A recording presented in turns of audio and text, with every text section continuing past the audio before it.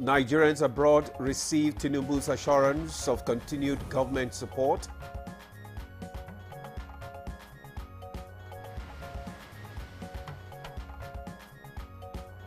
VP Shettima urges transparent accountability privatization process nationwide.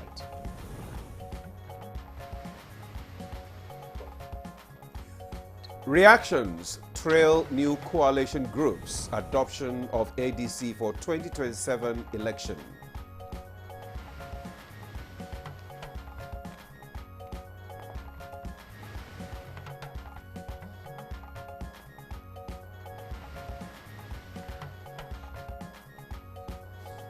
And on Good Morning Nigeria today, we shall discuss job creation in Tinubu's administration.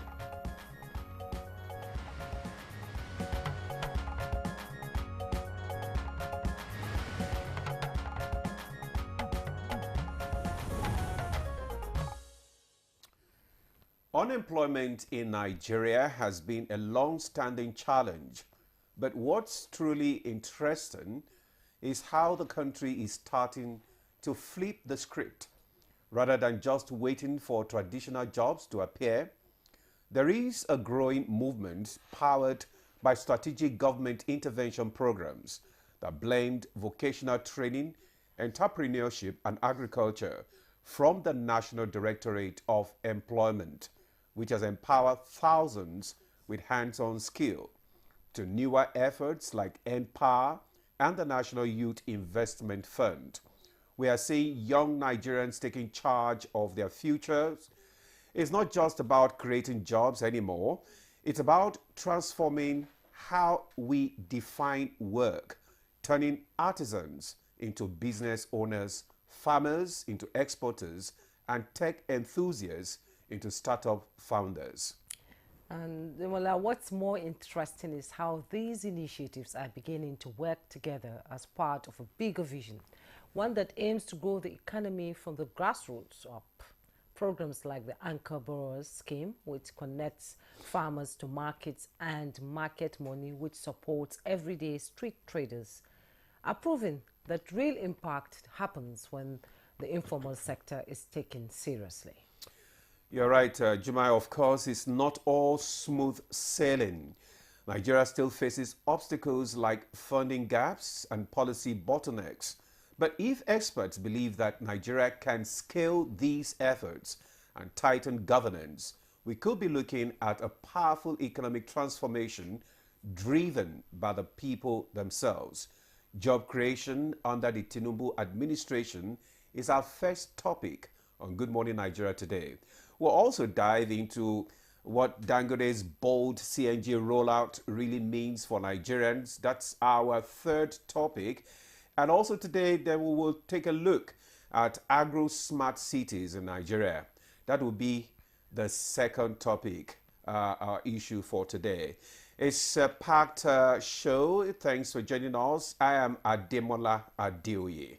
And I'm Juma Yusuf. I also welcome you to the program. We're reaching you live from Abuja on the network service of the NTA. Shortly, we'll join Comfort Ahmadu for the news highlights and much later newspaper review. Hello, Comfort. Good morning. Good morning, Jume and Ademola. Good morning, Nigerians. President Bola Tinubu has promised that his administration will continue to support Nigerians to succeed in their legitimate endeavor anywhere they choose to live in the world, as long as they remain good ambassadors of Nigeria. And the president made the commitment while addressing Nigerians resident in St. Lucia. A citizen of value to your country, or a citizen even with the DNA of Nigeria in the country.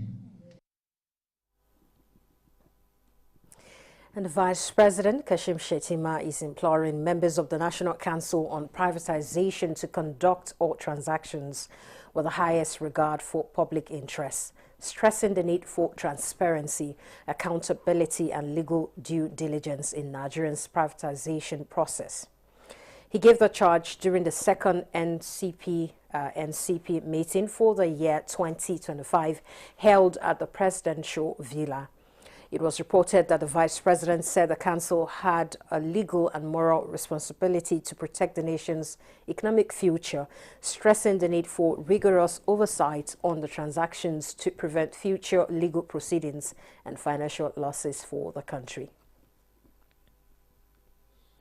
President Bola Tinubu says a functional capacity or capital city is the foundation upon which a functioning nation is built, noting that the ongoing infrastructure development across the Federal Capital Territory is a testament to his administration's commitment to building an inclusive and thriving Nigeria. Represented by the Vice President, Kashim Shettima, the President stated this when he inaugurated the Collector Road CN8 at Suko Okonwe and other connecting roads in Aikibu district in Abuja.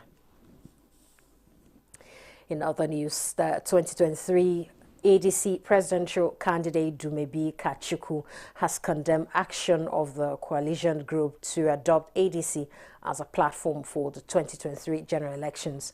At a media briefing in Abuja, Kachukwu describes the action as an attempt to hijack the party, and he criticized their ambition, stating that they are shopping around for a party for selfish ambition, which is not in the interest of the masses. Meanwhile, the National Working Committee of the People's Democratic Party says it will take action against those sabotaging the party.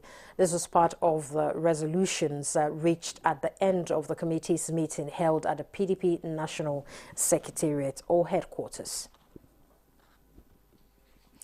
That's the news for now. Good Morning Nigeria continues with Ademola and Jume after this time out.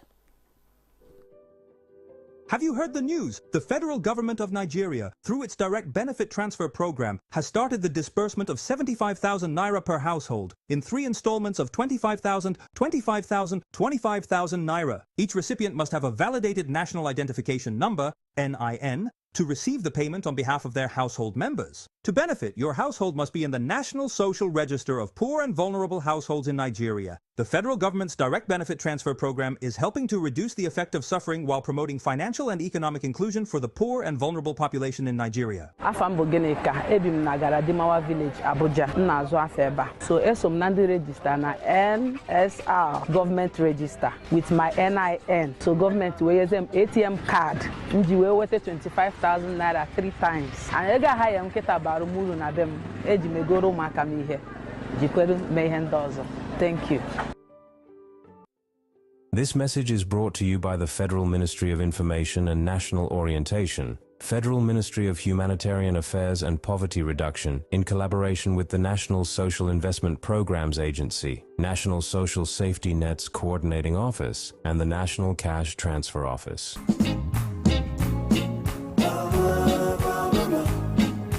Maliciously good, maliciously good. Nothing tell you any day that everything tastes better. It's Bama, maliciously good, maliciously good. Maliciously good. A new edition of TV Guide is out, featuring an impeccable personality with purposeful leadership. Abba Abubakar Aliu, MD, CEO of Rural Electrification Agency, takes us through the gamut of activities and mandates of Rural Electrification Agency, as well as its achievements and dreams. I really want to see that I leave a lasting legacy that can be spoken of in a very long period of time. Welcome to a world of fun and excitement as we also present an assemblage of professionals in the media space. Some compelling NTA programs, current trends in the fashion world, ICT, sports, entertainment, and lots more. Meet Professor Charles Anosike, the Director General and Chief Executive Officer of the Nigerian Meteorological Agency, as he shares his vision in repositioning NIMET as a key player in Nigeria's climate strategy. Get a copy at the vendor near you or any NTA station nationwide. TV Guide, your indispensable companion.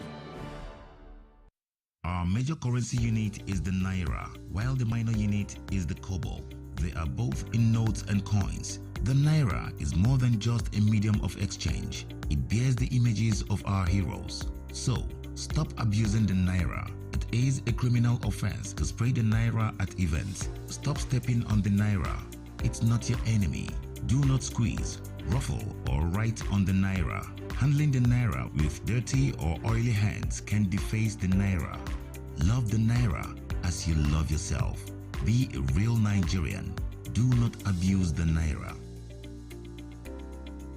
At NTA Television College JOS, you will dive into exhilarating hands that will fuel your passion in education and propel your career to new heights. We don't just teach, we craft the next generation of media leaders. Explore our diverse offering, understanding the personnel matters and issues in the public service, basic development communication, financial reporting under IPSAS, and interpretation of public sector accounting standard IPSAS, audit, internal check and control management, video camera maintenance, new technologies, optics, fiber, IP technologies, automation, storage management, and wireless technology. Challenges and opportunities in the secretarial profession in the digital age. Digital marketing, basic drama, online reporting, understanding the provisions of the revised public service, audio engineering operations and maintenance, camera operations, and intermediate drama. Mark your calendar. The second quarter of 2025 is your launch pad. This is your moment to seize the future. Announcer Management. Hey Nigeria, ready to breathe cleaner air and save money? Let's talk about gas. Drive with CNG, the smart, cost-effective choice. Fill up for less and travel further. Save money, save the planet. Switch to LPG for cooking. It's cleaner, healthier, and better for environment. Say goodbye to smoke and eye problems. Do you know Nigeria is a gas nation ranked 9th globally with over 209 trillion cubic feet of gas reserve? Gas isn't just for cooking and driving. It powers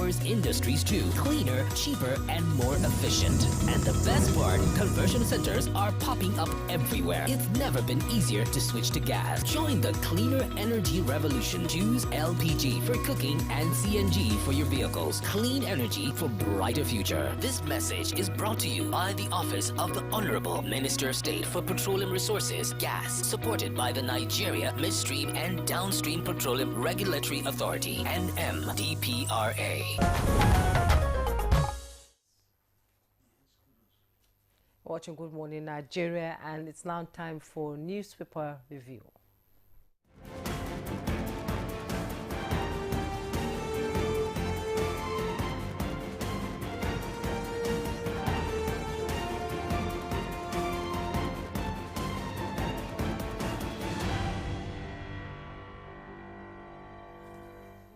Our newspaper reviewer, Chukwudi Okuli-Igbada, is here. Chooks, good morning to you. Bright and early. Bright and early, Chooks. Somehow cold, but I prefer to be in blankets than to win the panode.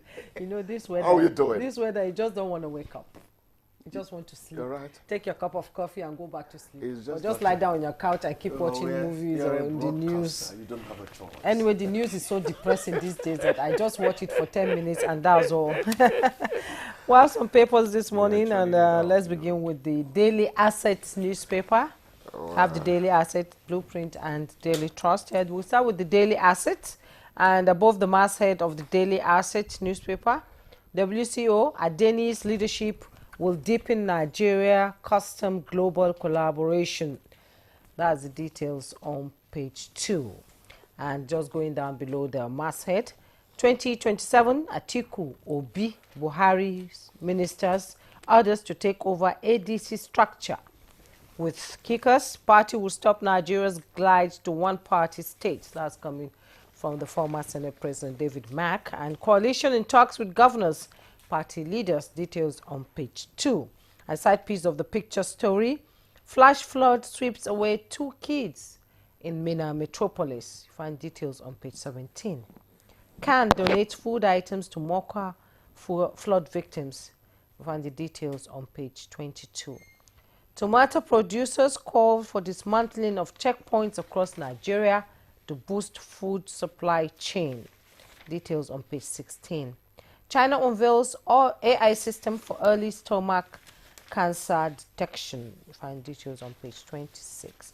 Fulham, German, Italian clubs battle for Super Eagles' new boy. You want to know who the boy is? You go to page 28. And below the picture story, FG worries over 75% desertification threat in 19 northern states. Targets end of diesel dependency. And strike, Wike meets with NANS NUT Area Council Chairman today. You find the details on page 6. Let me quickly go to the Blueprint newspaper this morning, and above the masthead, Osimhen no longer in Juventus plan. That's coming from Sheleni.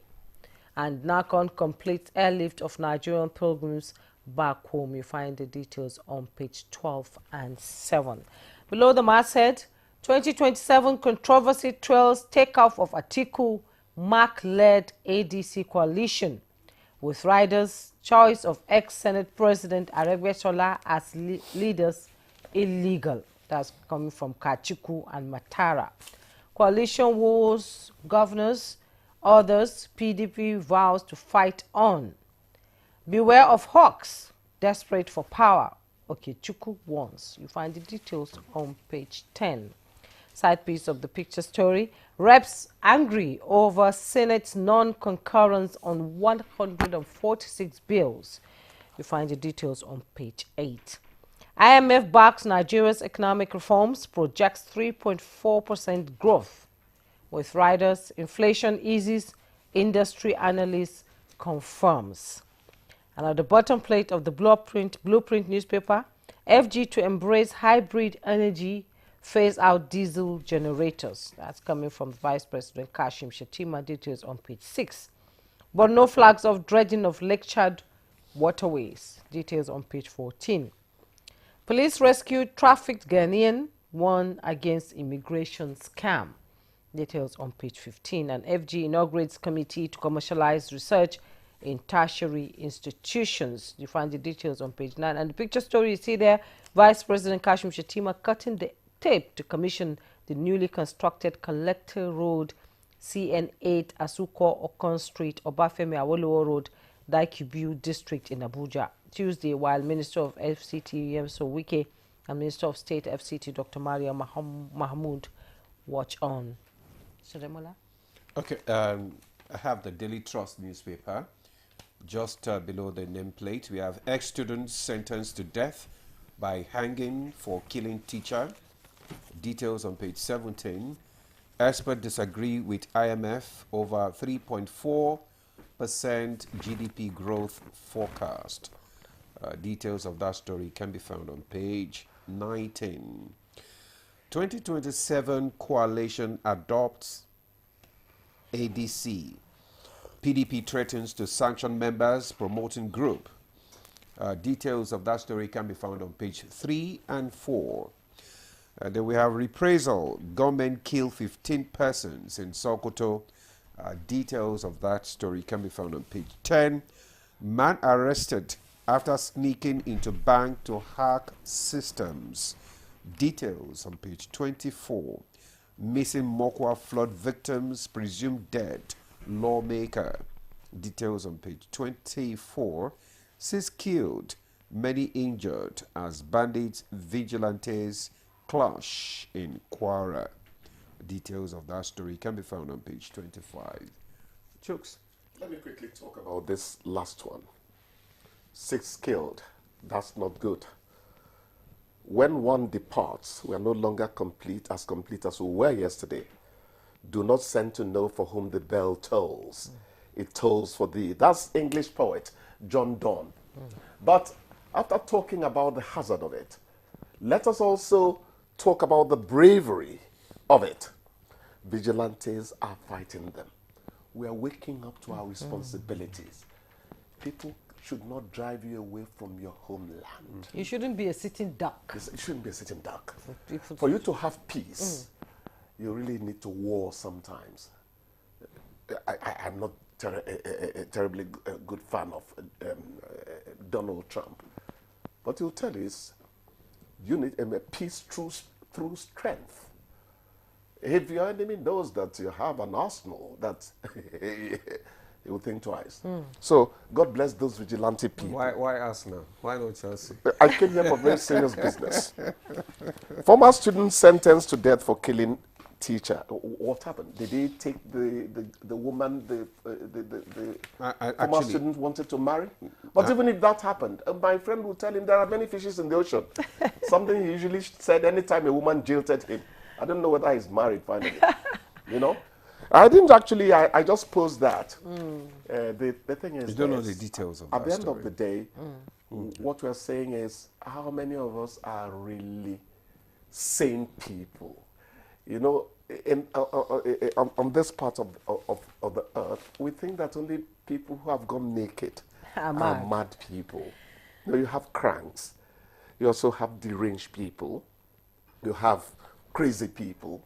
You have mad people. Then you have raving mad people. We have serial killers. It's serialized. So let us see whether our mental health can be looked into more. We talked about that issue before. Exactly. The issue of mental health. Very important. Mental health is and very there was important. one that she dropped. AI to the rescue in terms of the... detecting stomach cancer. Yeah. Let me say that in China. It came as a tragic thing to me that my wife's elder brother died just within 3 months of their detecting he had cancer. So this is very important. They've been treating ulcer. That's the point. That's the problem. And that makes me ask Demola, when did you go for general checkup the last time? Or are you talking like Chukwudi? No, I do it on a yearly basis. God bless you. You're far better than me. Because I can't remember lying down for fever in the past 30 years. I take things for granted. But you have to run checks.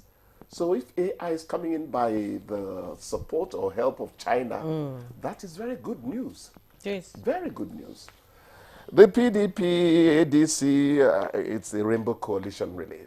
They are trying to form up. And let me give them a piece of advice.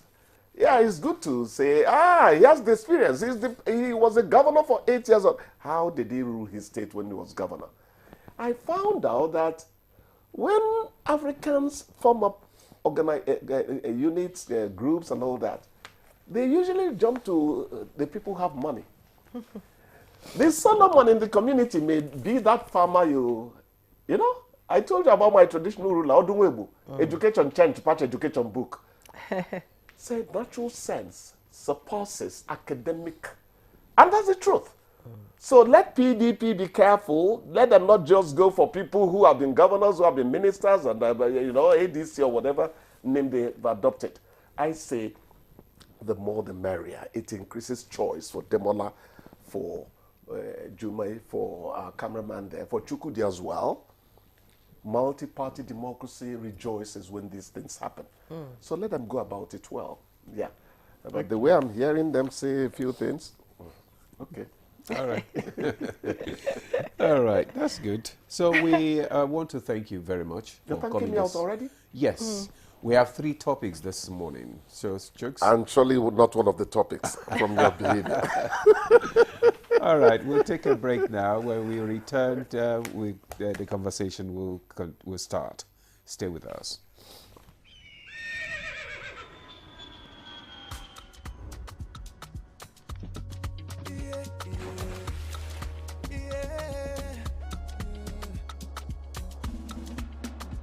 From the Atlantic across the savannah to the Sahara, we rise, a land of the free, we know they tire. We dream great, our spirit is undying. Resilient, rooted like palm tree, we sway in colors, with undoubted back, we make solutions, we ignite passion, yeah. Ethnicity is unique, we have more than just a nation. We are Nigeria, strengthening unity, we know they carry lives. We are Nigeria, together live the dream of a land with great destiny. We are Nigeria. I am the real Nigerian. Brought to you by the National Orientation Agency, NOA. Anything in front of the camera, you're there. I'm hosting a TV show. I could take your job. Like, just saying. You see, that your nip up. Outside, I will finish and you won't stand for you. By night, I do brand influencing. So if you need a face for your brand. Wait, which brand are you influencing in the night? We'll get back to it. Okay, Powerhouse family.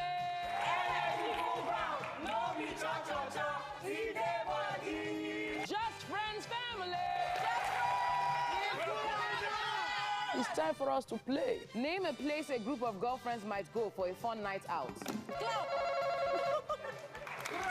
Yep. Survey says. Sarah loves food, but she does not eat much. I know that feeling. Your stomach says, no. Name something a woman might likely need when she's acting moody. Money. Money! Food. Attention. Love making. You look like you are speaking from experience. Survey says.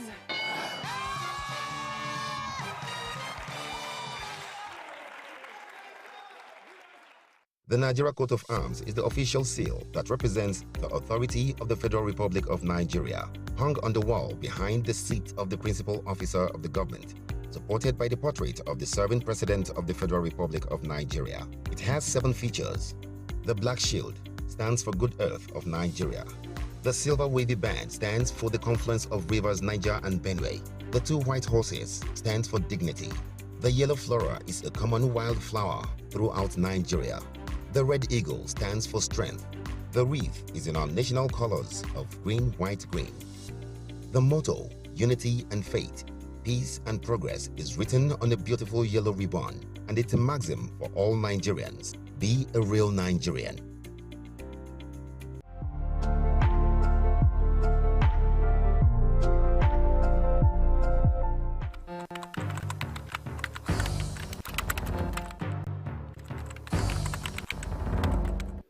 Pleased to announce encouraging news from the National Bureau of Statistics, which released the Consumer Price Index, the CPI, for April 2025 only yesterday. According to the report, the headline inflation rate for April stood at 23.71%,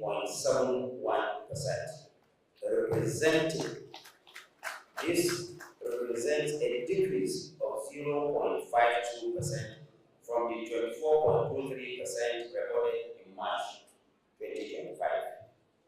Similarly, month-on-month inflation dropped by a notable 2.04% from 3.90% in March to 1.86% in April.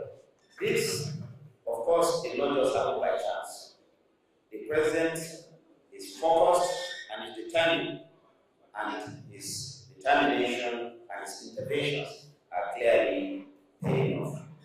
The benefits of reform, though gradual, are real and measurable.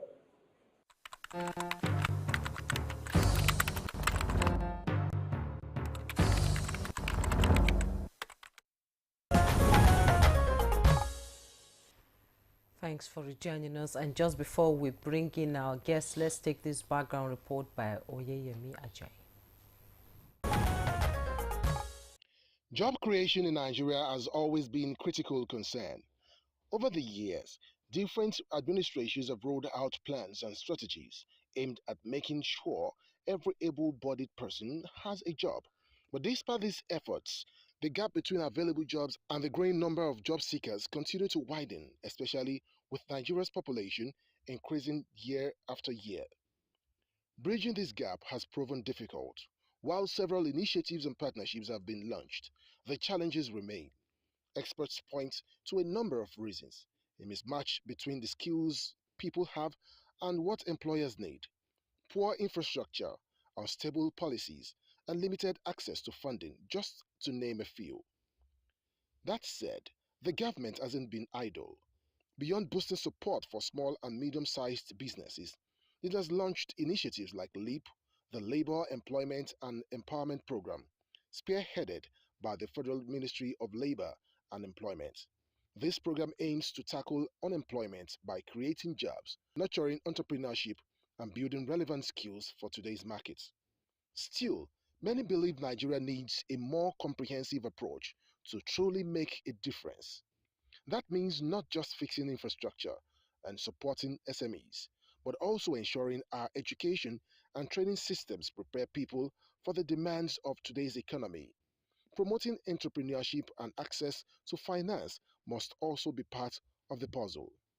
Yes, the government is making an effort, but let's be honest, there is still a long way to go. So, the big question is, what else can the government and indeed the people themselves do to tackle this pressing issue? That's the question our guests will be responding to shortly. Well, thank you very much, Oyeyemi Ajayi, for that background report. What else can the government do to tackle this big challenge? That's a big question. And we have a guest already in the studio who is going to respond to some of these questions. So let me just begin by introducing Mr. Silas Ali Agara. He's the Director General, National Directorate of Employment, NDE. The DG, you're welcome to Good Morning Nigeria. Thank you very much. Good morning, Nigeria, and thank you, viewers out there watching this program. All right. It's good to have you join us. And we're expected to be joined by Isa Aremu, Director General Michael Imodu, National Institute for Labor Studies. Will be joining us via Zoom from Uyo. When the Zoom network is better, we'll introduce him. And don't forget to send your SMS messages. We have 3 topics to discuss today. So let's have your SMS messages for job creation under the Tinubu administration before we move to other topics. All right, let's just kickstart our conversation with the Director General, National Directorate of Employment.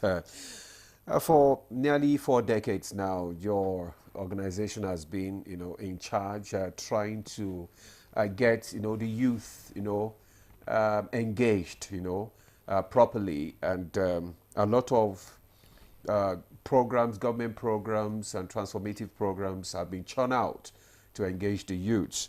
So let's just find out from you, how are these achievements being sustained across, various administration, and what in particular are you focusing on now?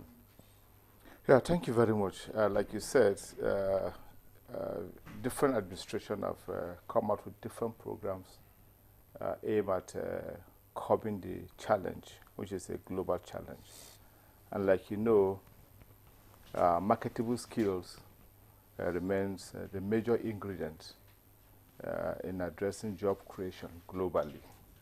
It's a global challenge, and only those with the relevant skills are engaged and are employable and can engage in any meaningful entrepreneurship development, not just in Nigeria, but globally. And like you said, various governments have come out with different initiatives aimed at addressing this challenge. And it is only, and this initiative is is geared towards building the capacity of the unemployed persons and in relevant marketable skills in the country. Today, the present government, the Renew Hope agenda, recognizes this as a major pillar in addressing the challenges of unemployment, and have come up with various programs in addressing these programs, this challenge. Different governments have come up with different approaches, and like you said, it's a holistic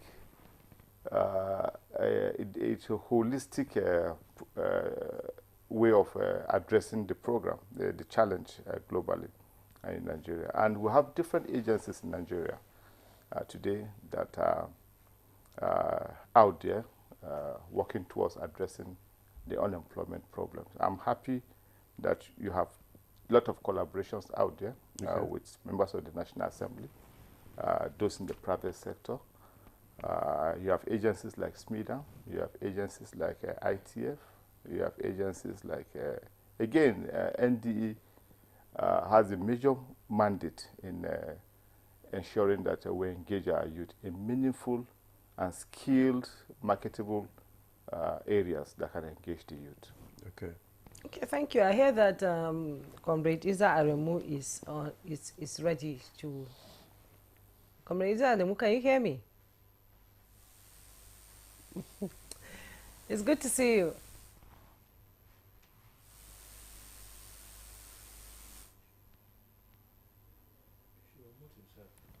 So we can hear him. Let's return to the studio when he's ready.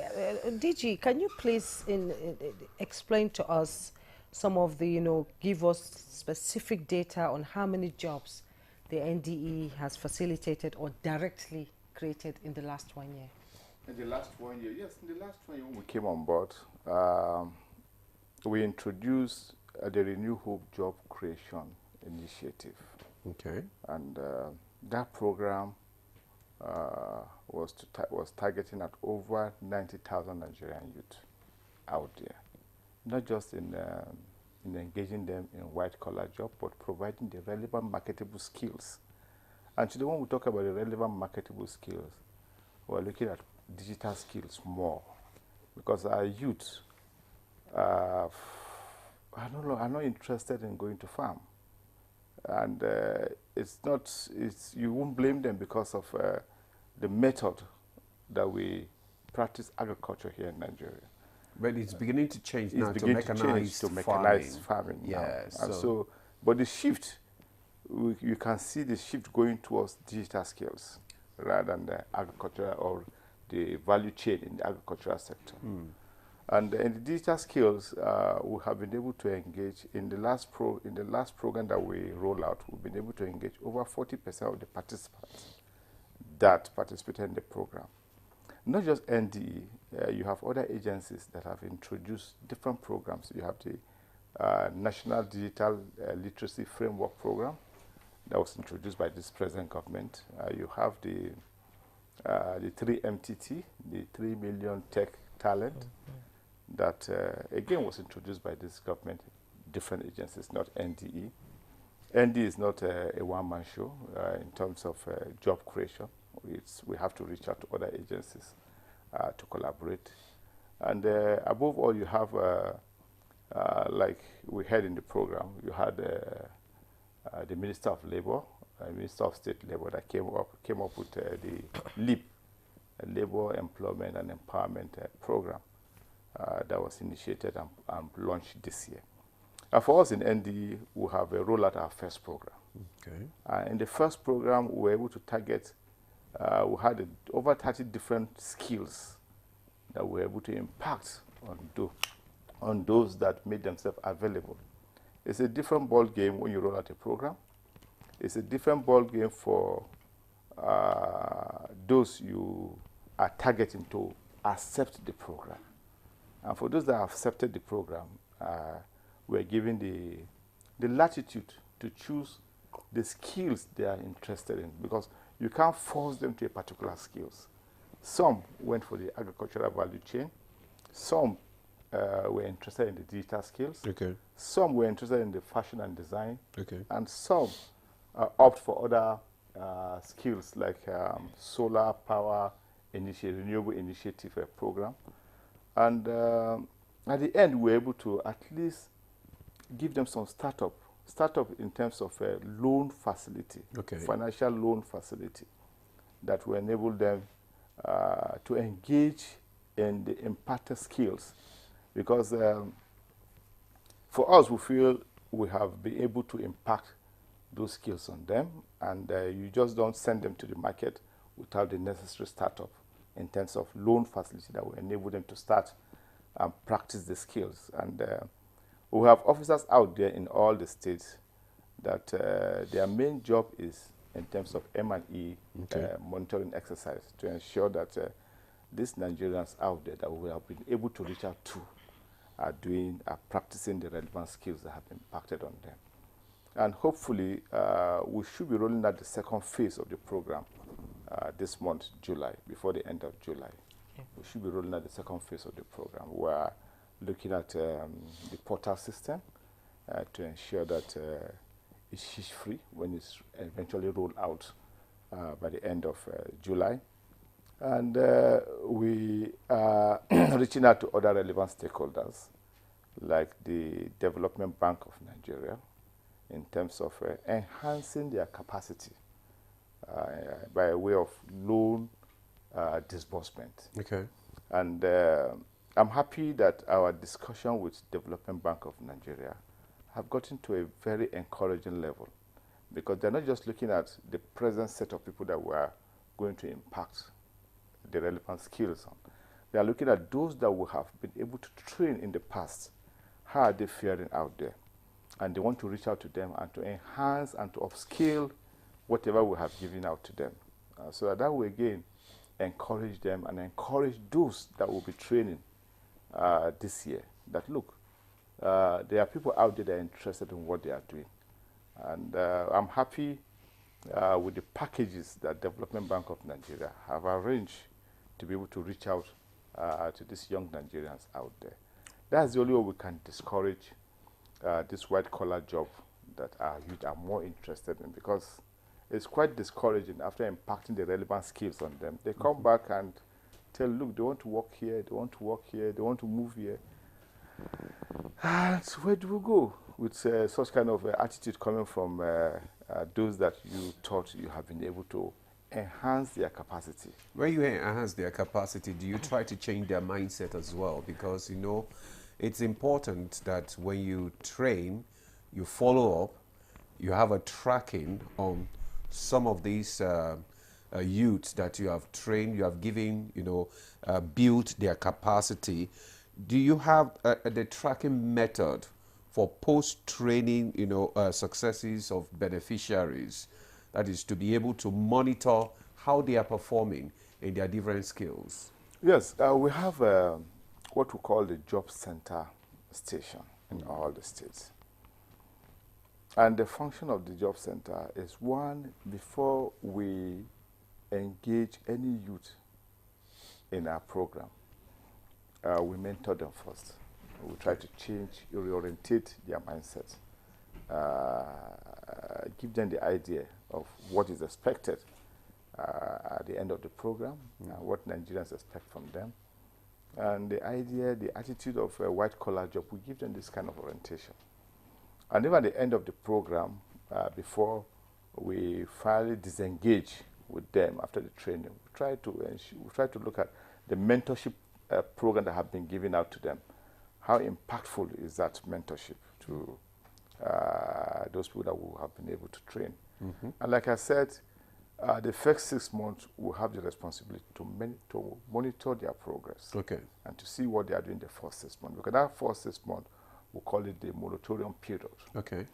Whatever loan we have been able to make available to them is a one-digit loan, one-digit interest figure. Okay. And that means we ensure that they are doing very well, they are stable, the venture that they're engaging in, the entrepreneurship that have impacted on them, is they are doing well. And we are Nigerians, where they are not measuring up, we have to extend that moratorium period for them so that they can't pick up very well. Okay. And where they need additional funding, we have the responsibility to ensure that we provide that additional funding for them, because it's not just enough when you give them. For instance, when you roll out a 10,000 naira, we don't give 10,000. I'm just saying, for instance. Just, yeah. Yeah, you give 10,000 naira loan to a beneficiary. Perhaps some factors might change. The inflation is out there, and the dynamics might change. Of course, we have the responsibility to upscale, to increase the financial packages that have been given to them, to ensure that, look, inflation is well addressed in terms of what we set to engage them in the relevant skills. Okay, quite interesting, you know, but, you know, all around the world, this generation of youths are on a fast lane, you know, they just want to get there, you know, on time and get the gains within a very short period of time. But I believe in their mental capacity to understand that it's a slow-paced thing. You get to where you want to get when you're steady on the road. Thank you so much, DG. Let's bring in Comrade Issa Aremu into this conversation. He's joining us via Zoom from Uyo.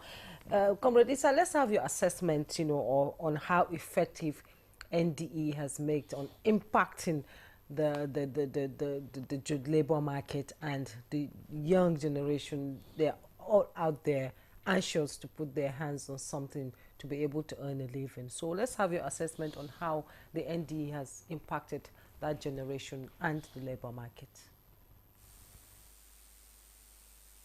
Well, thank you so much, Dumai and Demola. And to you, let me say good morning to my co-DG, the Director General of NDE, Silas Agara.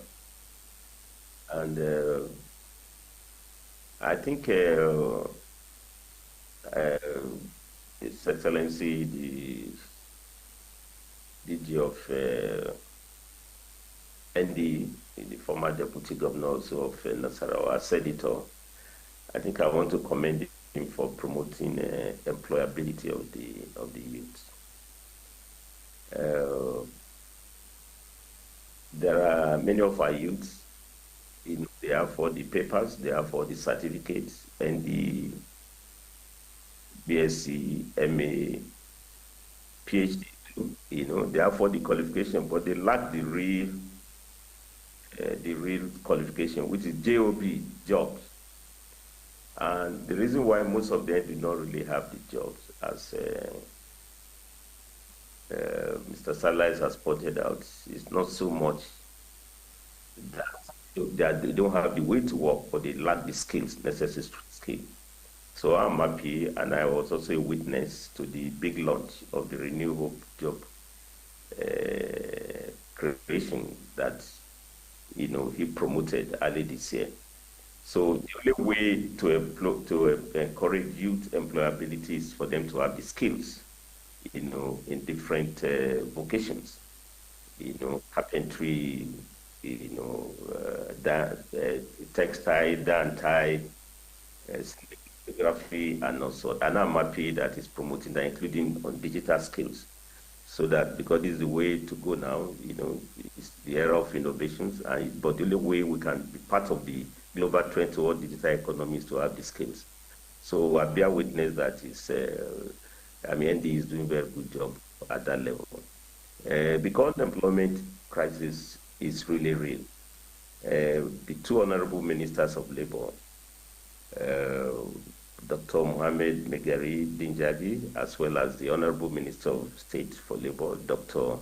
Nkiru Kawede Oja, they have been very vocal to complement the vision of President Bola Ahmed Tinubu on the areas of job creation. And I led this April, the honorable minister of State for Labor launched the Labor Empowerment Employment Program known as LEAP, and the vision is to create 2.5 million jobs in the next 2 years. And the only way to do so is to promote skills in different fields, that the youths are capable of employ themselves, not only employ other people. Extremely significant. So I want to give my brief opening remark to say that it's remarkable that ND is doing this at this level. But beyond that, I think we should also know that employment creation is also a function of the microeconomic environment. And it's the real jobs, sustainable jobs, will also come from manufacturing sector, especially the private sector. And I'm quite excited that the economic policies have been promoted by President Bola Ahmed Tinubu on ease of business, has created an environment for a lot of jobs to be created. We now have Dangote refinery. We have moved from importation now. We are producing locally. You need to check the record. Almost about 30,000 direct and indirect jobs have been created in downstream petroleum sector in recent time. Not only that, I think there has also been through the massive project, that this government is engaging on. I think we often debate about Calabar, the Lagos Highway, in terms of the costs, but we hardly talk of the job component, the direct jobs coming from that massive project, and as well as indirect, is hundreds of thousands, especially in the construction industry. So beyond the skill promotion acquisition that ND is promoting, and I want to also add that even my agency, our core mandate is to promote labor education. But we also realize that those who have the jobs are the ones who we know how to handle grievances in the world of work, who have to maintain harmony. But to even to retain jobs and to attract more youth, we too must also promote employability. And we have an entrepreneurship department in which, in the last 2 years, we've trained close to about 600 youths, and we also try to empower them just the way ND is doing. We train them in cinematography, dye, in carpentry, so this is very, very significant. But the bottom line, the point I want to raise, sustainable jobs must also come from private sector on a sustainable basis. Then the last one, do you mind, as part of my opening remark, to demonstrate the fact that this administration is committed to job creation as part of the renewable agenda. Nigeria faces a lot of economic crisis, including public revenue, but it's commendable that President Bola Ahmed Tinubu has retained public jobs. Don't forget, there was a time when we were having reforms. We talk of downsizing, right-sizing, but this government had retained jobs. I mean, we have close to about 800,000 public servants whose jobs have been retained. In fact, more jobs have also been created. President created 774, you remember, health ambassadors, and they were given automatic jobs. And I can bear witness to this because when we were doing the campaign, President Bola Ahmed Tinubu says it's not just creating jobs, but decent work, decent jobs that will be paid for very well. And that's why the government is committed to also pay those whoever who are working minimum wage and also living wage. So all I want to say here is that I think it's remarkable that there's commitment to job creation, but we need to get the data very well, from all the agencies. I've given you the health sector. If you have 774 health fellows that have been created, you have thousands of jobs coming from downstream petroleum sector. You also have in construction. I think we are almost arriving at millions of jobs that have been promised by this administration. But the last remark I will make is that maybe in our subsequent budget, the way we normally have the assumption of budget to say budget 2025 will be based on $75, per barrel, 200 million barrels to be produced, inflation to be 15%. We should also put in our budget how many jobs will be created at 2025 budget, 2026 budget, 2027. Then we can now take stock. And then the Nigeria Bureau of Statistics should be able to collate this so that I have an idea of how we're arriving at job creation. But there has not been no movement, and I think Ministry of Labour, under the two honorable ministers, and as well as the agencies, especially at the center of ND, have been doing very good job to promote job creation and also employability through skill acquisition. All right, thank you very much, Comrade. You have raised some issues there at your opening remarks, and maybe the DG NDE will respond to some of them. But I want you to also speak to the fact that you said that most of these skills do not actually meet the requirements of their community, the community where the youth are domiciled. So what advice would you give to NDE to be able to train and develop the skills of this youth to tailor them to meet the immediate needs of their community? Yeah, but that's exactly what I've tried to say, that's what ND is doing. I said we have youths who are for the qualification, paper qualification, but they lack the necessary skills, and for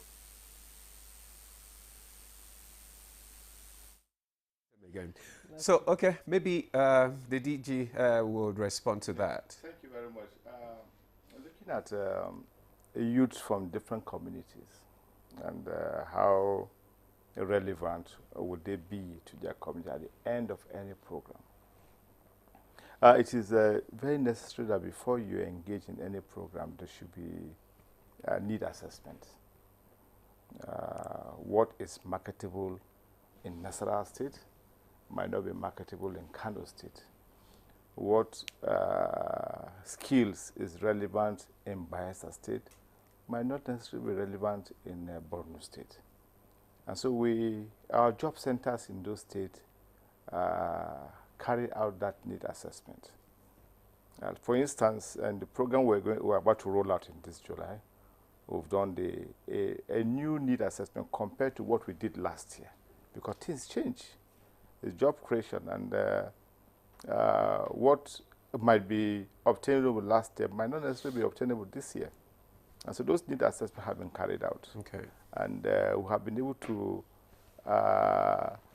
narrow down to very specific skills in various states. But what is an overriding skill is digital. That is overriding. You go to Kano, you go to Sokoto, digital skill is relevant. There's something you can do about it. Rather, we just upscale it, because today we're talking about AI. Yeah. So you just need to upscale and to be at the same par with other global standards that is out there. And so we've done their need assessment, and it should be, I don't want to unveil the 30 set skills that will be carrying out this year, because the final meeting to approve the skills, the relevant skills, will hold next week, Wednesday, with all the state coordinators coming to defend those relevant skills, given the states they are coming from.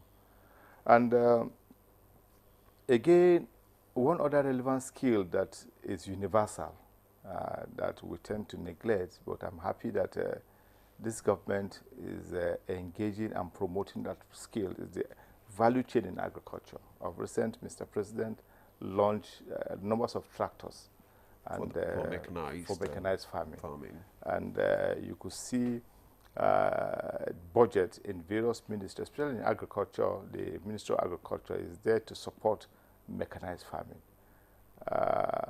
We got talking with the DG budget some few months back, and at the end of the conversation, we both agreed that, look, we should promote agriculture too, upscale our promotion in agriculture. And that gave rise to our engagement with the 12 river basins. I watched your news last week, and it was carried out, it was aired by your station. We've been engaging the 12 river basins with the support of the DG budget.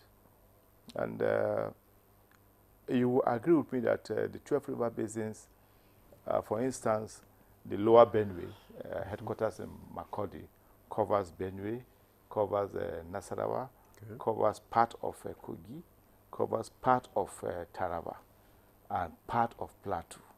And so they have arable land in those states. And so our target with the river basins is to ensure that we engage over 1,000 youths in all the states of the Federation through the river basins in mechanized farming and livestock production. And it's a tripartite arrangement, the NDE, the 12 river basins, and the National Seed Council of Nigeria. Now, the National Seed Council will provide improved seedlings in the relevant value, in the relevant area that want to engage the youth. Okay.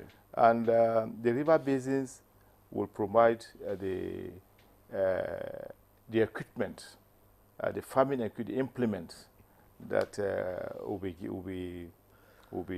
used by the youths. And why NDE will come up with the relevant training and the capacity building for these youth. And at the end of the program, depending on the area they want to If it's livestock, specialized. Yeah, if it's livestock, if it's vegetables, if it's crop production, it depends on the area. Some might be 3 months, some might be 6 months. Do you have statistics for these jobs that you are creating? I mean, correct statistics, just like a comrade asked, that we don't have, adequate statistics for all this. Yes, we have, for us in ND, we have the statistics which we make available to the Bureau of Statistics at intervals. They come in and we give them the relevant statistics. And likewise, the coordinating office under the special advisor, which will make available through the Ministry of Labor. Okay. And so we have relevant statistics of those that we have engaged, we have trained, we have built their capacity in the last 1 year when I came on board.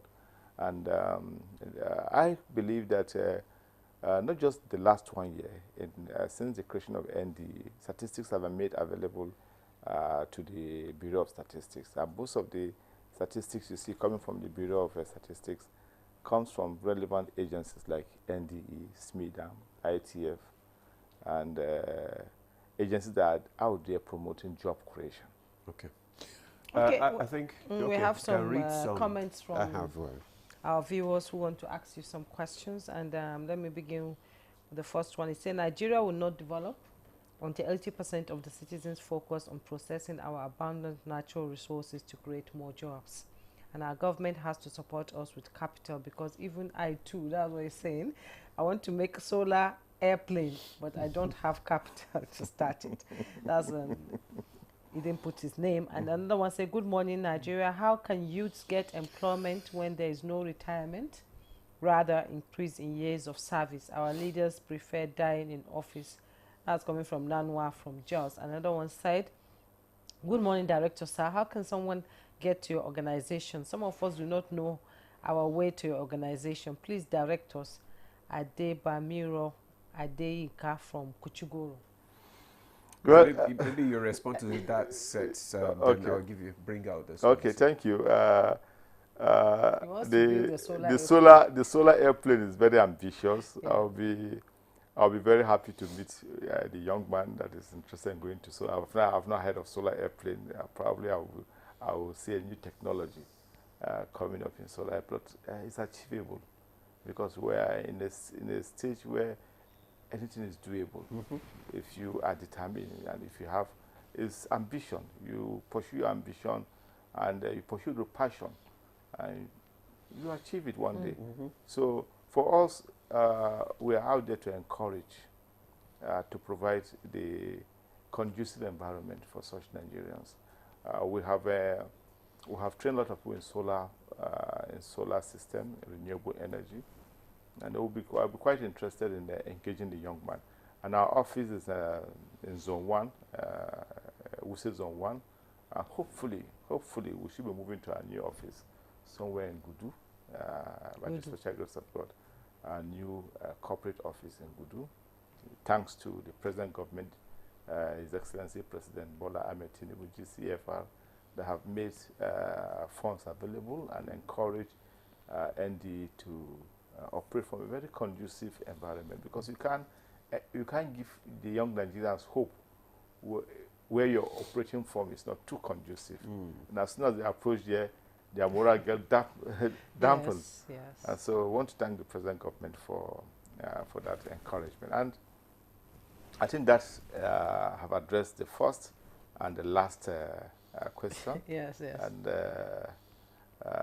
we'll take more questions. Okay, let me. Okay, I have these comments. This one is. It says, "Hello, thanks for the program on job creation. My name is Malomo Tunde from Ibadan, or your state. Please, the DG mentioned that another batch of empowerment will roll out this July. Can he give us details on how to apply? I'm just hearing about this opportunity, so that just." Note that. Then this one also is from good morning panel members. I'm Abbas Abubakar Sahad from Jalingo, Taraba State. Job creation through the National Directorate of Employment NDE in Nigeria is a critical strategy for reducing unemployment and promoting skills development. While the NDE has made commendable efforts in tackling unemployment, job creation remains limited. In my opinion, the Empower program was the most impactful initiative that reached many people across Nigeria. Today, many individuals are self-employed as a result of the Empower program. My question is there any plan to reintroduce the program or launch a new phase of it? If a nationwide survey were conducted to determine which program has benefited the most people in Nigeria, I believe Empower will rank the highest. This one says, this one is from John.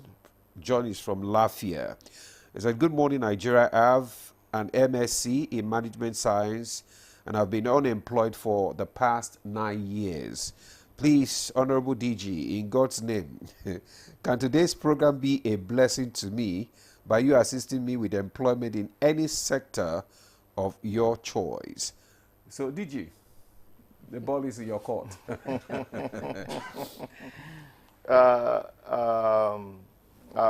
And addressing the first question, yes. Like I said earlier, hopefully before the end of the month, we should be rolling out with this second phase of the Renew Hope initiative.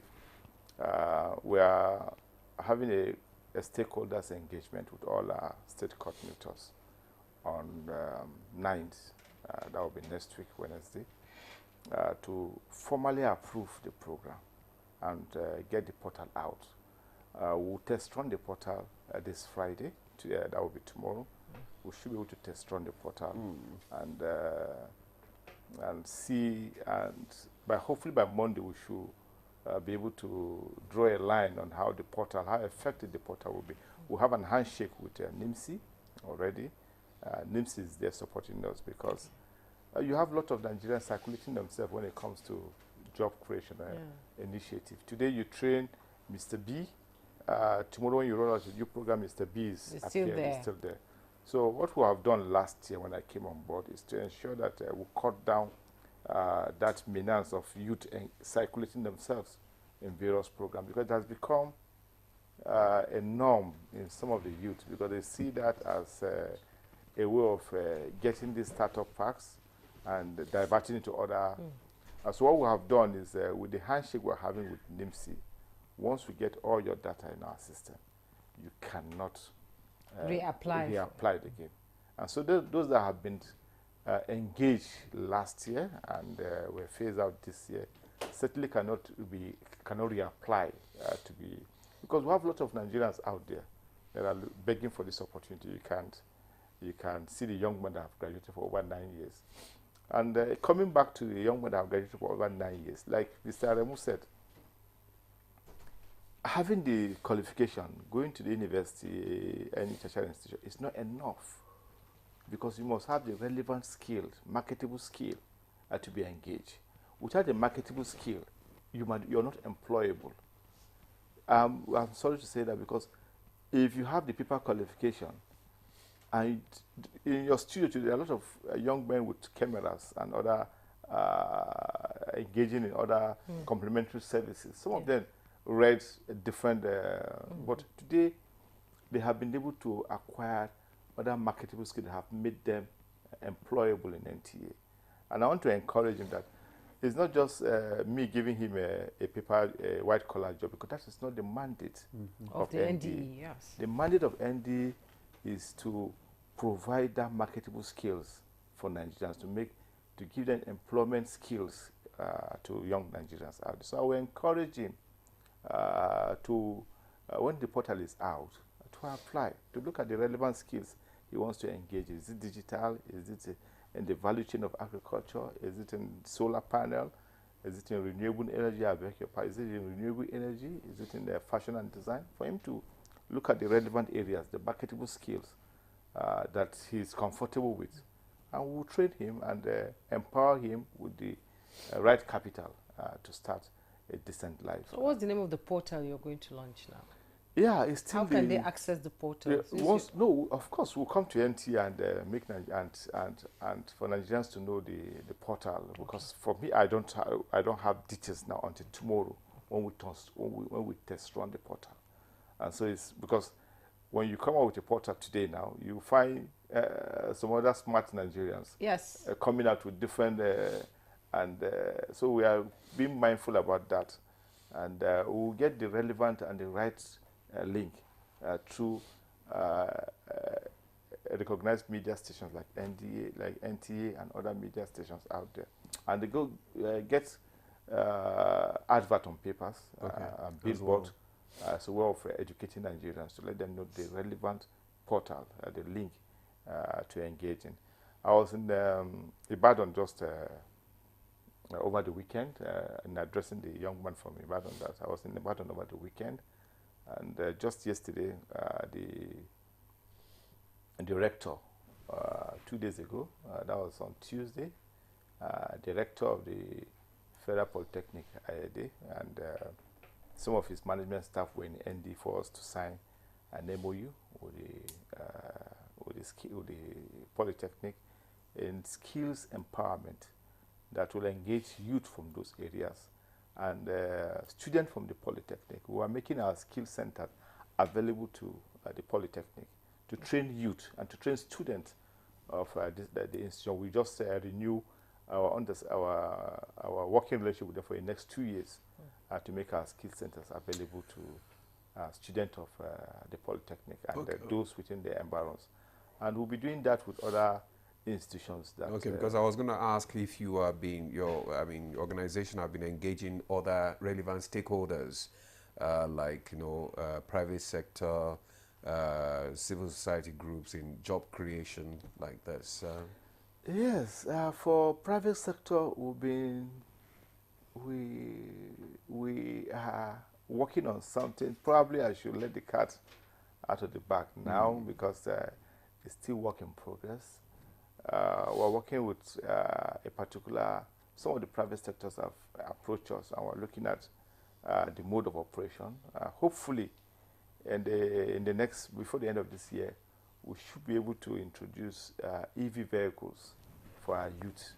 EV vehicles for our youth, for operations within Abuja metropolis. We're looking at Abuja as a startup for now. We'll train them in conjunction with those that we're working with in the private sector. Mind you, NDE is not we're not expected to make revenue from any of our projects. Our mandate is to train and not to make any capital from whatever skills that we're impacting on our young men out there. Now, the catch is because we've had a lot of young people out there one chance syndrome in Abuja, and you have a lot of people coming into Abuja for business and for other activities. And we want to engage our youth, train them in how to manage EV vehicles. And those from that sector will provide those EV vehicles in certain agreement with the young men out there to start operating within Abuja, to start the practice within Abuja. And they'll come up with their own technology, just like you have with the Uber system. They will come up with their own technology and probably start with 150 EV vehicles. It's how to manage, it's easier to manage, cost of maintenance, and of course, the global practice now, anywhere you go to, is mostly EV vehicles taking the trend. And so we want to start that initiative with the private sector, and I'm happy that we've gone to an encouraging level of discussion with them, and our interest is to protect the interests of our youth that will be engaged in that practice, in that initiative with the private sector. I hope that when we roll out, and if they are encouraged, we might be able to introduce that in other major cities in Nigeria. So what obstacles or challenges, in your opinion, could derail this administration employment targets? Because President Tinubu is out there saying we need to engage our youths, they are restive, we need to stabilize the tempo of our youth's restiveness. So do you have challenges or obstacles that could derail this? Like you said earlier, reorientating the youth, the mindset for our youth is cardinal. It's a major ingredient because we must move away from that syndrome of white-collar job. And for any young graduate today, after acquiring the relevant paper qualification, should start thinking of a marketable skill. Must all the applicants be graduates? Thank you very much. You see, again, that had to do with family orientation. Because you go to most homes, if your ward is not in the university or in the polytechnic, somehow there's a way the family look at it. And so that had to do with family reorientation. Because not all wards must go. Actually, DJ, I don't think it's family oriented. I think it's the societal challenge. Thank you. Because when we place paper qualification above skills and all that, so I think it has to come from the government itself. They have to tweak it. They have to change it. That that orientation. That look, you must have the relevant skill. Because in other climes, when you go abroad in Europe, in America, you find out that those with, relevant skills, they even make more money. And they are more marketable than those with certificate from the university. You get a plumber who will tell you, I can't come to fix your problem now. I'll give you a time. And you give you a bill that, look, you that you have a paper certificate, your salary is not even up to that, and they pay. Yes. So that is it. Agreed. So the thing has to change from the top. Because I agree, because we've seen most of the expatriates here, coming from other clients here. They come with relevant skills, not paper qualification. No paper qualification. And like you said, we travel to other countries. When you want something to be done in your apartment and the bill alone, you prefer to even do it yourself. You want to paint your room, and when you are given a bill, you just, I can't, of course I can't do this myself. So you change your mind. So you change your mind, and so I quite agree with you, because there have to be an attitudinal change out there. That look, it's not just about the paper certificate, it's about having a marketable skill. But even after getting the paper certificate, we have a mandatory period of 1 year NYSC service here in the country. I'm happy that most of our youth, during the mandatory NYSC service, you find most of them engaging in other relevant marketable skills. So they ensure that at the end of their service year, they are not just going home with the paper qualification and the NYSC discharge certificate, but they are going home with additional skills, additional certificate. Some of them go to engage in other fashion and design, renewable energy sector, and I'm happy. You find young girls, young guys out there. I'm happy with I was saying. Are you in any discussion with the NYSC, management to probably encourage, the core members to engage, during their 1 year service period, to engage in, skills that, they are flair for? Yes, we are quite good with the management of NYSC. We have a very good handshake that have been out there for long. During the orientation period,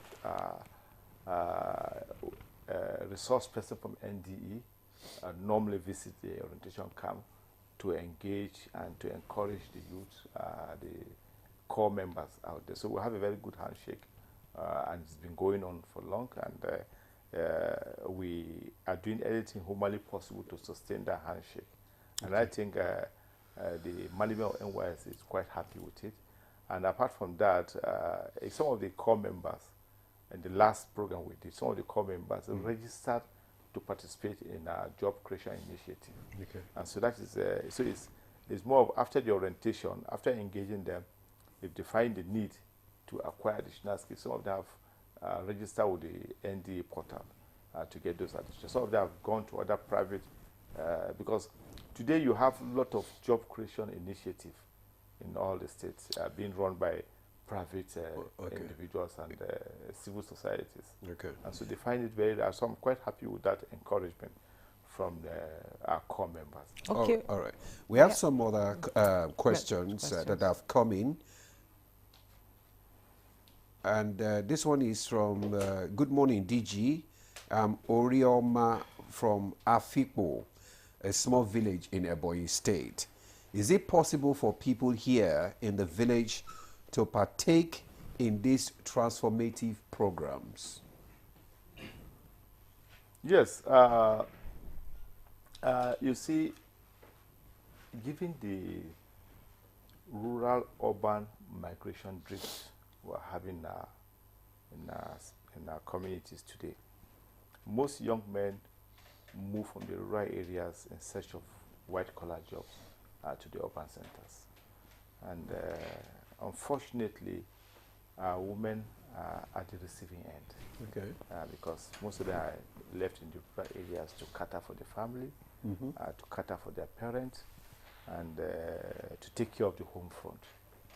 And we have a department called the WOP, Women Employment Initiative, Women Employment Branch in the NDA. It's a department that is specifically channeled towards addressing those challenges in our rural areas. And so what we do for women in the rural areas is to engage them in the value chain agricultural area, in fashion and design. And that do well in most of the rural communities today. And so for her, I will encourage her to visit our job creation center in Ebonyi, because we have job creation office in all the 36 states.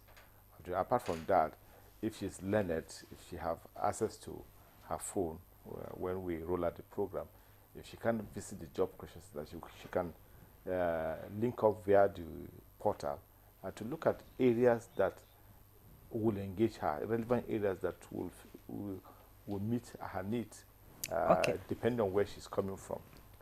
So I will encourage her, and we'll make all the phone contact of all our offices available, hopefully by next week when we roll out. Okay, Comrade Isa Aremu is back, but since he has been off for some time, let me take some tweets, some questions from Nigerians, and then you respond to them.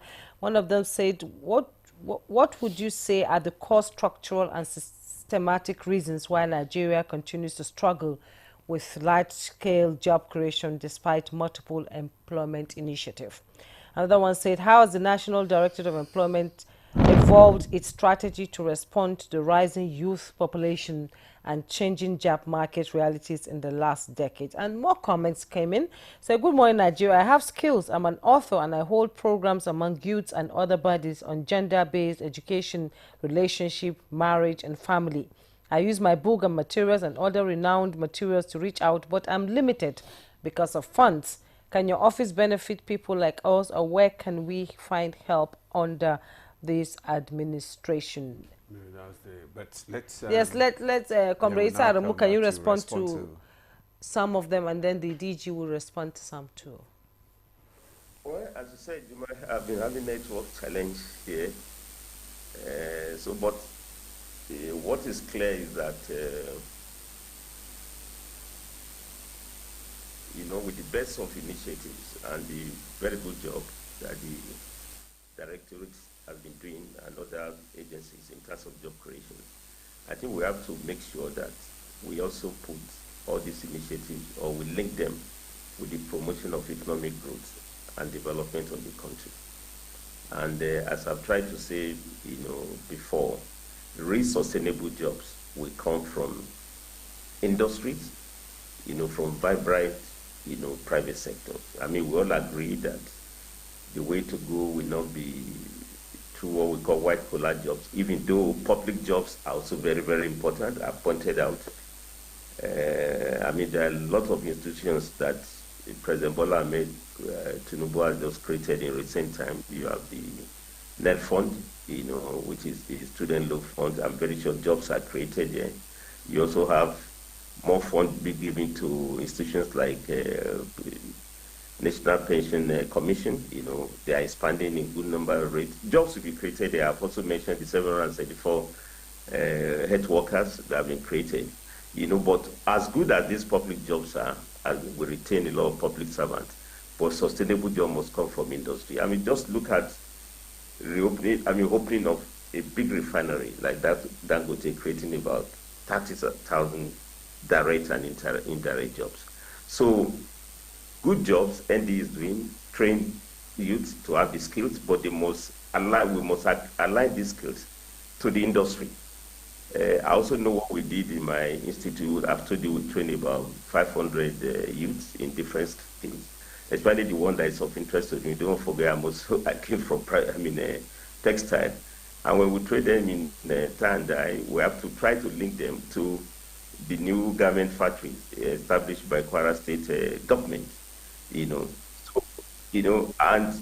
because there people will not ask them whether they have the skills or they don't have at all. They should be able to. So I think we must make sure that the vision of the president is realized to bring back labor-intensive industries like textile, because that's where you have the spinners, the weavers, those who need necessary skills. And of course, the government is also creating millions of jobs in digital economy. But when they have these skills, they must also make sure they work in the factory, because that's where the large-scale jobs are being created. Self-employment, very good, but the critical mass that we need to employ, do you mind, they're in good number. We have close to 11.2 million youths, who have no jobs, that's almost the size of Togo and possibly Benin Republic. The last time you saw the NSAS protest, there were fuels, youth to be on this road for almost about 2-3 weeks because they're also idle. They are not doing good jobs. So the real sustainable jobs that will come must be in industry. And President Bola Ahmed Tinubu has been so committed to industrialization. Then, lastly, it's not just jobs. They have to be decent work. And the two ministers of labor, they are very loud on that. Both the Honorable Minister of State, Dr. Nkiruka, as well as Alhaji Mahmoud Jindadi, that jobs must be well paid, must be secure, minimum pay, living wage. Otherwise, we also have people who are working who can working poor. They are self-employed, yet they are poor because income cannot deliver them. So even as we are training these youths, there are certain enterprises, they are also linked to industry. We must make sure that they are well paid for, and the job must also be occupationally healthy and safe, so that you don't turn workplaces to where workers are dying because they are just they work under very terrible conditions. Again, this is where the Ministry of Labour comes into being to regulate that. But we need a consensus between the federal and the state and local government that the way to go is to get our youth creatively employed. President Bola Ahmed Tinubu has worked at his own agenda, and I think state must also implement to that level. Because in any case, industries are at the state level, they are at the local level. And the mass of youths are also there at the state level. So if there is a good synergy, as we have seen in Lagos, between Lagos government and Dangote, all the coastal states where construction is taking place now, many states are also bought into them. We must be deliberate and intentional that we get these youths from idleness off the street so that they are properly employed. So I commend the efforts of ND encouraging employability through skill acquisition. But as good as we train them, we must make sure those few ones who can self-employ, but majority will not get the job, must be able to have place in industries. And I think Nasarawa too, there's a lot of effort in solid mineral sector.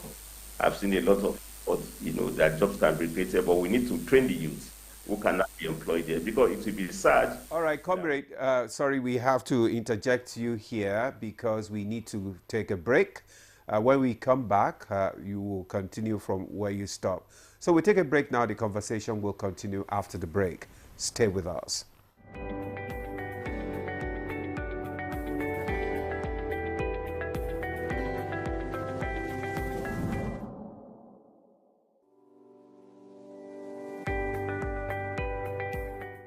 when we think about the digital economy, you can see it as the marketplace for digital goods and services.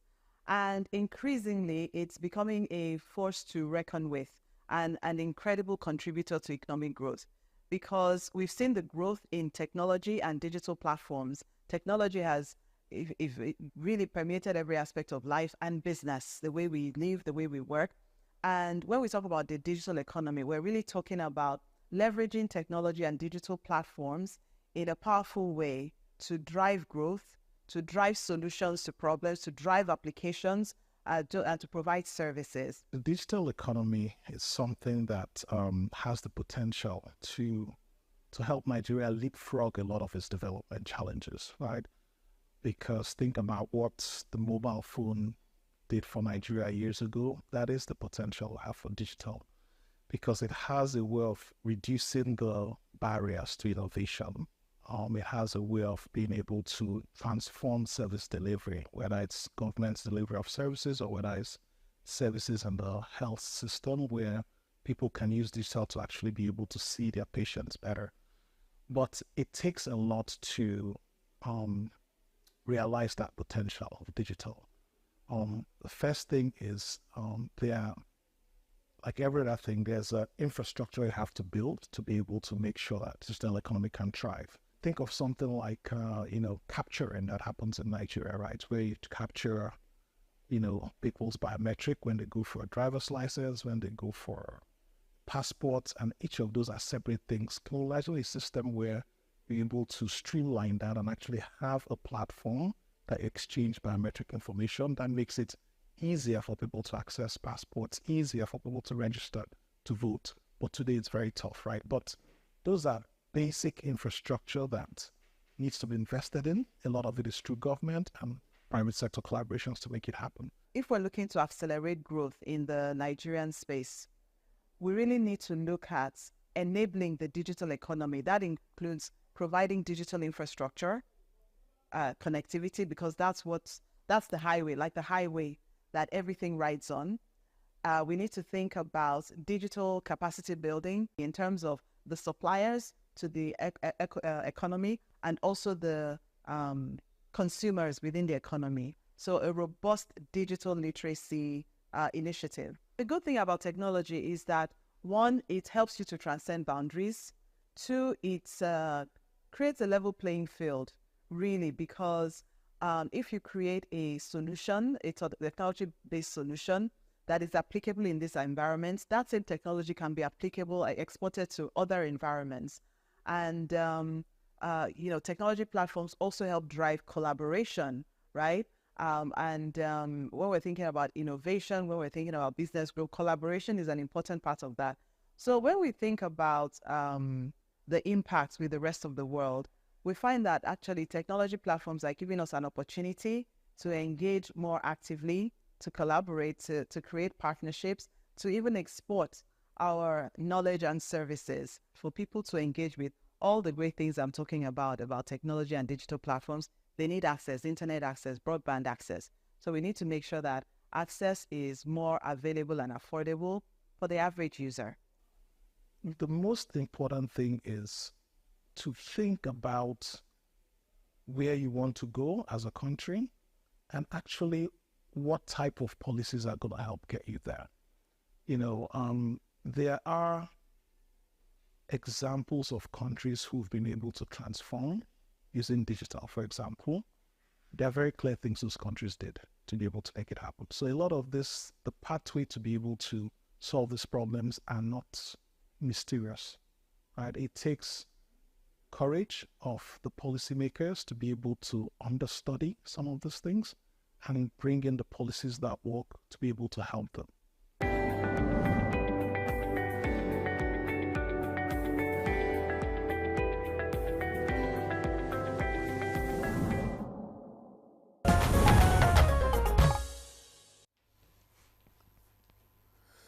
Yeah, you're welcome back. You're still on to Good Morning Nigeria on the network service of the NTA. We're talking about job creation, and we still have our guest, the DG of National Directorate of Employment, is here with us, and we have Comrade Issa Aremu.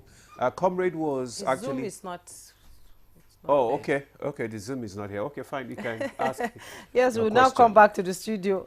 Okay, they say it's back. Comrade Aremu, can you hear us now? Is your Zoom good? Can we go on? I hope you are hearing me. Yes, we can hear you. We can hear you. You were responding to some questions by our viewers and on job creation in Nigeria. Now, how, in your opinion, how would you compare this administration's approach to job creation compared to other past administration, and where do you think this is taking us forward? How can we change the narrative of youth employment and encouraging them to ensure that they have something to do apart from just having a certificate? Acquiring skill is also very important. According to, global is out there telling us that skill acquisition is much more better than qualification at times. Well, but it's not one or the other. If you have the skills must be reflected in your certificate. So I don't want us to pitch certificate versus skills. I mean, whether you are a vocational student, once you graduate, you must give a paper. Whether you are a student, you must have. So certificates are important, but they must be rooted on skills, what youth can do together. Now, talking about this administration, I thought we've already had a consensus on that more than ever before, this administration under President Bola Ahmed Tinubu has been very intentional about job creation. The 8-point agenda, all the issues there, economic growth, issue of security, agriculture, they all have job components, and this president has also shown that he is committed to get the youth off the streets so that they are gainfully employed.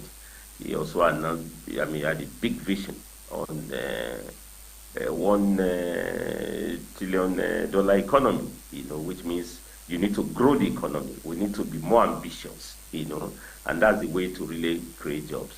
I've also told you that despite the challenges of public revenue, this government has not engaged in passing the burden on those who are already working by retrenching, downsizing. You know what it used to be under the former president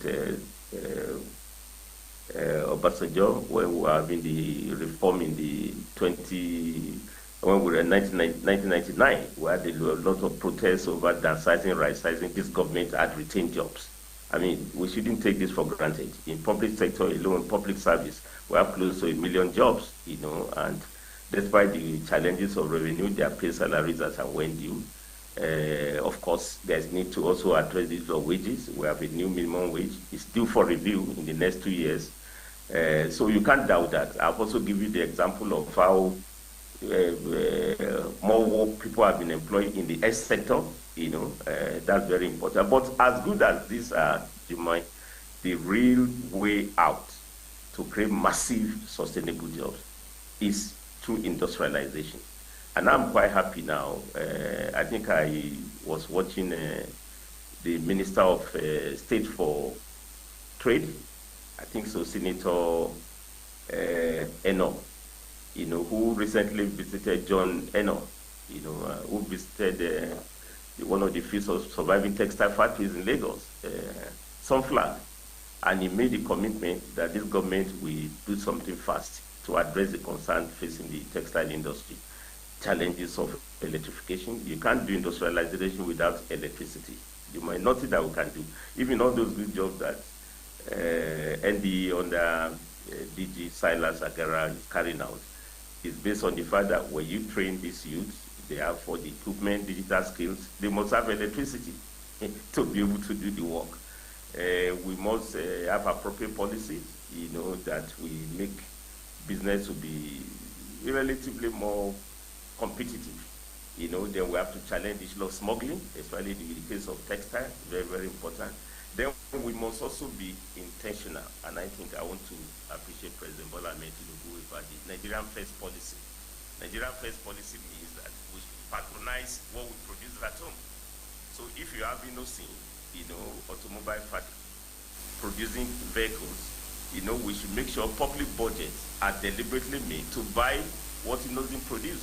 And it produces very quality. I mean, as a DG, I can say that my first budget in 2023, I make sure that we bought Innoson bus, and by buying that, we're also retaining jobs, in Nineveh where it's producing. The same thing must be done for textile. We have to make sure that all uniform agencies, the army, the police, the customs, they produce their uniforms at home, in our factories. In fact, we can deliberately make sure that by bringing back textile factories, but we can bring them back by making sure we allocate funds to make sure that when you produce uniforms, new factories can come up. And all these youths that end this training can work over there. And with that one, we can have hundreds of thousands of jobs. There was once in Nigeria, let me end up with this story, in which textile employ more than even the federal government of Nigeria. And yet we are less fashionable compared to where we are today. Jumaya, you have very good dress. I can see Sala's very good dress, cap. Me, myself, made in Nigeria. My dear friend, also made in Nigeria. But where are they produced? I mean, what I'm saying that these are Nigerian attire, but are they produced or they are produced in China? I think they should be produced in Nigeria. And with that one, honestly, we can get our use back. When we were in textile, Comrade Ramzo Shomole worked there, they used to call at our secretariat, what do you call it, the manufacturers. Some of them Chinese, Indians, and even Nigerian manufacturers, they used to call the union office to say, bring job, we want youths who can work. We want weaver, we want spinners, and yet unemployment level was nothing compared to what we are today. So we can bring that back, but we have to be intentional, we have to be deliberate, that will put employment at the heart of all our policies. That's why I've said so. The way we put it in the budget, to say budget will be based on $75 per barrel, inflation rate will be 15%, and we are targeting that one. Now inflation is coming down so that we achieve the goal. We should also say in the budget to say this year's budget, so millions of jobs will be created, and that means all the agencies of government will work together through the Ministry of Labor, the Bureau of Statistics to collect these figures. I have no doubt that many jobs are being created, but we have to be intentional to make sure we really have a target that we can drive together. But this government has done, I want to tell you, more than ever before, to be deliberate to create jobs, but more can still be done. Yes. Comrade, we have to be intentional and deliberate in job creation. Okay, DG, I just want to ask, do you have programs that will help graduates to transit, from maybe academic knowledge to practical marketable skills that will make them employable? Yes, last year we introduced a program. We reintroduced a program that had been in ND for some time, so we reintroduced the program last year, and this year hopefully we should continue with the program called Graduate Employment Initiative. We engage young graduates in the relevant skills and send them as trainees or attachees to some firms, construction firms. Some go to the private firms, some go to government institutions, and some work NMPC, telecommunication, construction companies, and we pay them. We give them some stipends to take care of their transport need. We engage them for a startup of 3 to 6 months.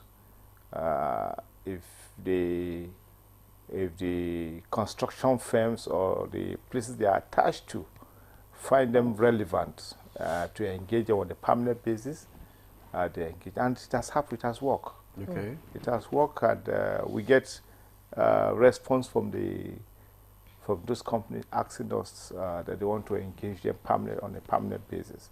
And so we have such kind of programs that we engage young graduates. And as some, for community level, to reach out to our communities, we engage some young graduates, especially with relevant qualification in the educational area, those that are have educational bias certificate, to mentor young ones in our communities, those preparing for NECO exams, JAM exams, and we engage them, send them to these community secondary schools, and they mentor the young ones, engage them in for 3-6 months, and we pay them certain stipends. You find that most of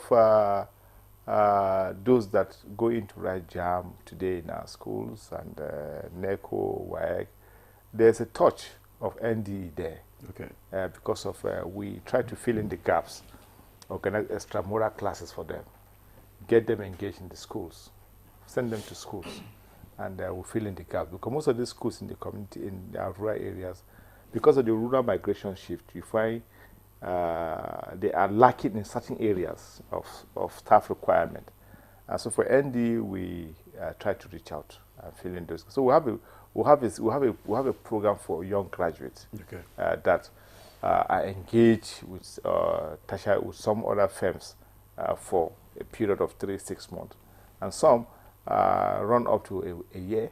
But we make sure that we give them the relevant stipends that will take care of their transport needs and certain upkeep at the end of every month. Okay, so how are you creating job sustainability, you know, ensuring jobs created are not lost within months? How do you ensure that? Yes, you see, when you have the relevant skills, whatever you have will be sustained. Once you graduate, for instance, like we said earlier, we have expatriates in Nigeria that have come into Nigeria without proper qualification, but they have the relevant skills. And they have been working for the past 3, 4, 5 years in Nigeria because we don't have those that will fill in the gaps. I'll give you an instance without mentioning the name of the firm or the name of the company involved. A certain Nigerian company was going to a cement production, and they were looking for welders. But we don't have in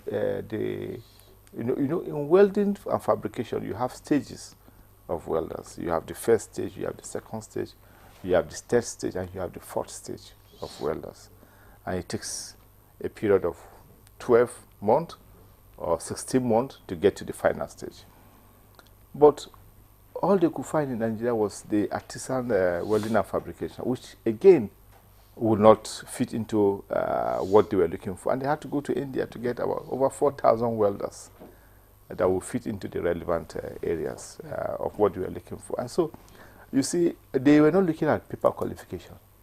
They were looking at relevant, marketable skills that will fit into what they were looking for. And it's sustainable. For us, is to continue in that trajectory with what the present government is doing and to ensure that there's enough budgetary funds, there's enough encouragement. And one very important thing which I will mention, which I want to add to it, is the synergy that this present government have encouraged among we, the service providers. You could see that there's a very good handshake between NDE and NIMSI in terms of filling in the gaps. There's a very good handshake between NDE and ITF. There's a very good synergy between NDE and SPIDAN. We don't see it as a one-man show. We see it as providing complementary service in addressing those challenges, because our population is over 240 million Nigerians. And the youth have a chunk of that 240 million. Almost 70%. Thank you, almost 70% of the youth. And you look at the statistics of our graduates from the university. When you went in for your NYSC, perhaps it was just 1 or 2 streams of core that we were graduating. But today we have over 4 different streams of a year. So take the statistics of graduates coming out from all the universities going to the scheme. Take statistics of OND graduates. Take statistics of those in the health service So when you take a whole look of this statistic, you know that we have a problem. We have a problem that it's not just a one-man show to address it. And out of this graduate that we churn out on yearly basis, how many are employable? How many get the white-collar job that we talk about? How many of them get having the requisite skills to stand alone and open a new chapter for themselves? So it's not just a one-man show. You need government providing the conducive environment. You need the private sector coming in to fill in the gap. And you need individuals, spirited individuals that can engage and encourage youth into opening a new chapter. President Tinubu made a comment some time back that we are not just going to export food, petrol and all that. We are going to also export labor. So how do you align with We are doing that. Okay. We're already doing that, exporting labor. Already, we've sent communication to all the state governors already, and we're getting positive response. Just yesterday, we were talking with the commissioner from Ebonyi State. The governor directed him to link up with ND because the Republic of Belarus are reaching to us looking for relevant skills in certain areas, and they are ready to engage them at the end of the month. Some of them will take in close to about $3,000 to $4,000 at the end of every month. And so we've written to state, and we're getting good response. That means our attitude and the present government is jackpot with skills.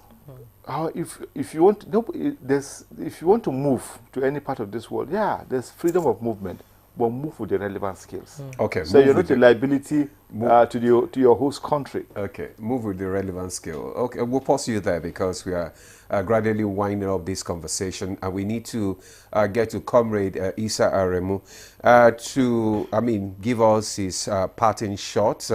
Earlier, Comrade, you talked about the need, you emphasized the need for government to be deliberate and intentional in its job creation efforts. So what do you think the government can do, or what program do you think the government need to introduce to attract more investment and stimulate job creation as part of these intentional efforts? In 30 seconds, please.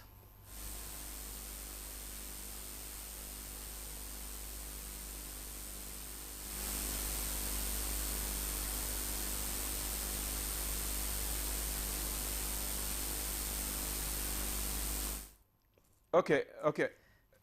Can you hear, Comrade?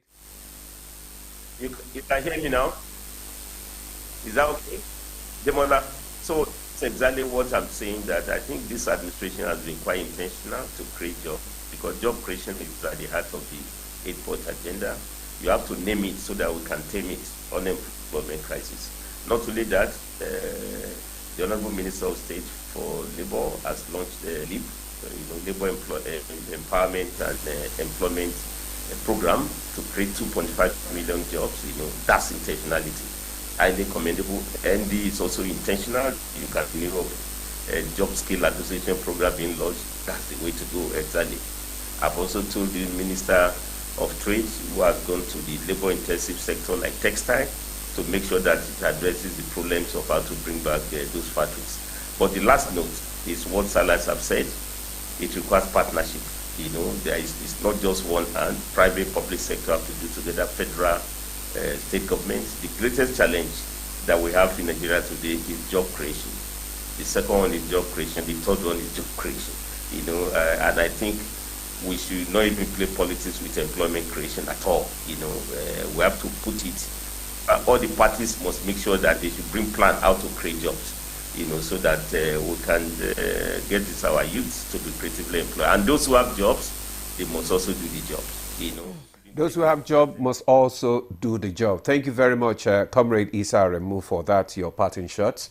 And let's have your last shot on this program. First, let me thank Mr. President for the conducive working environment and the encouragement to work with other agencies of government, and supporting ND to meet high expectations. We have a very encouraging Minister of Labour, the two ministers, Mohamed Dingyadi and Dr. Nkiduka and Jojocha, who have been having a very, without their support perhaps, what we have achieved in the last 1 year might not be feasible. And my sister out there in NIMSI, doing very wonderfully well, supporting NDE. And we call for more collaborations. The DG budget have been very encouraging with our partnership with the 12 River Basins. I think that will change the trajectory, the entire scenario, when we roll out our programs with the 12 River Basins nationwide. Thank you so much. Let me thank NTA for the platform. And I believe that probably by next week when the portal is out, you'll be the first to get wind of it. All right. Thank you so much, DG. Mr. Silas Ali Agara, Director General, National Directorate of Employment. Thank you so much for, coming to inform us about what your directorate is doing on job creation. Thank you. It's always a pleasure of being in Good Morning Nigeria. All right. Also, we want to thank our Comrade Isa Aremu, for joining us this morning. Thank you so much, DJ. Well, that's Good Morning Nigeria for today. Thanks for being there. I am Ademola Adiwe. And I'm Juma Yusuf. Do have a great day.